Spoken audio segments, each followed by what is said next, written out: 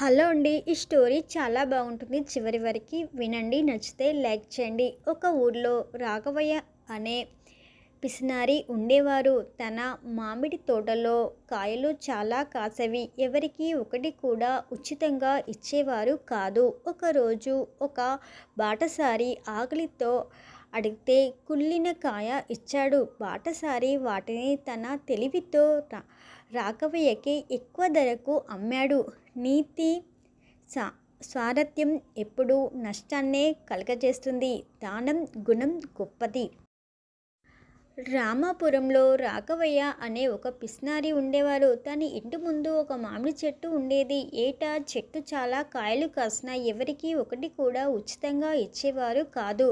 కావలసినవి ఉంచుకొని మిగతావి అమ్మేసి సొమ్ము చేసుకునేవాడు. తను రాఘవయ్య స్వభావాన్ని వివరిస్తుంది. ఒకరోజు రాఘవయ్య మామిడి చెట్టు కింద కూర్చొని ఉండగా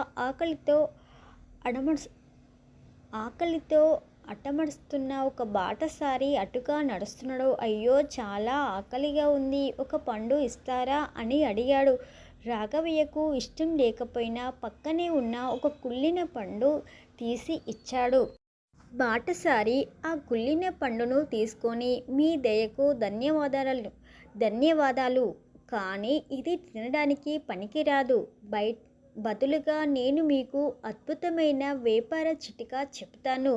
మీ తోటలో పండే ప్రతి మామిడి పండును ఒక దారం కట్టి ఆ మామిడి పండు మీదే అని చెప్పు, అమ్ముకోండి అని సలహా ఇచ్చాడు. రాఘవయ్య ఆ సలహాతో తన పిసినారితనాన్ని విడిచిపెట్టాడు. ఈ స్టోరీలో నీతి ఏంటంటే, స్వార్థం ఎప్పుడూ నష్టాన్ని కలగజేస్తుంది. అవినీతి వారి కష్టాన్ని అర్థం చేసుకొని ధన గుణంతో ఉండడమే నిజమైన సంపద. అంతే కదా. నచ్చితే లైక్ చేయండి, సబ్స్క్రైబ్ చేయండి. మరిన్ని స్టోరీస్ కోసం మా ఛానల్ని ఫాలో అవ్వండి.